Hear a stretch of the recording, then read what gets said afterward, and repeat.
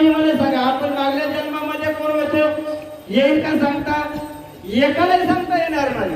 का सांगता यायचं नाही? आपण नामस्मरण तेवढं केलं नाही, आपण भक्तीच केली नाही, आपण संसारामध्ये गुंतलं गेलो. या ठिकाणी शास्त्रामध्ये सांगितलंय, अंत कालेची मामेव स्मरण मुक्ता कलेवरून या सद्भाव यातील नास्तिकम संशय. याचा अर्थ असा आहे, मरणाच्या वेळेस जो ज्याचं नामस्मरण करतो तो त्याच्या स्वरूपाला येऊन मिळाल्याशिवाय राहत नाही. आणि संतांनी आयुष्यभर देवाचं नामस्मरण केलंय आणि मरणाच्या वेळेस देवाचं नामस्मरण केलं. म्हणून पाठीमागचा जो जन्म होता तो त्यांना पुन्हा आता कुठला जन्म हा कळतोय. आपला जन्म कशामध्ये? आपण संसारामध्ये गुंततो, आपल्या नातवाच्या ह्याच्यामध्ये गुंततो, जमिनीमध्ये गुंततो, पैशामध्ये गुंततो, अडीअडचणीमध्ये गुंततो आणि याच्यामध्ये गुंतल्याच्या नंतर आपल्याला पुन्हा जन्म तोच घ्यावा लागतो.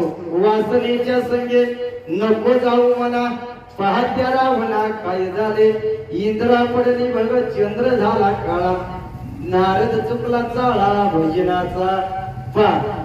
मग आपल्या वासनेच्या आरी जातो, त्या कामाच्या आरी जातो, म्हणून आपल्याला पहिल्या जन्माच्या गत्यंतर मध्ये स्मरण राहत नाही.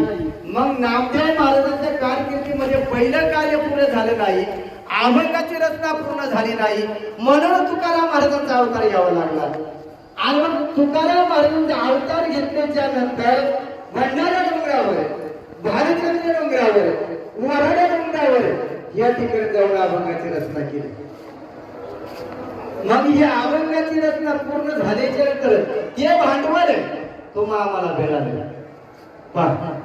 मग त्या भांडवलाच्या जोरावर जसं शेतीला पैसा आला असल्याशिवाय आपण पार उभं करू शकत नाही, तसं आपल्या जवळ अभंग नसेल, काकडा नसेल, भोपाळ्या नसेल, आंधळा पागळा नसेल, हरिपाठ नसेल, हे जर अभंग जर नसेल, वारीमध्ये काय म्हणणार मग तुम्ही? आम्ही काय म्हणू शकतोय?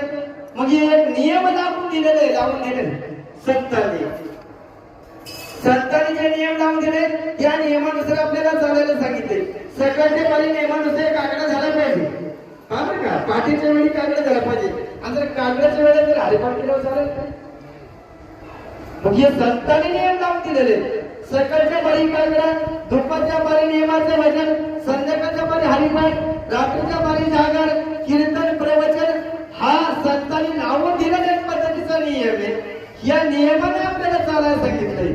म्हणून महाराज म्हणतात, संतांची पायी हा माझा विश्वास,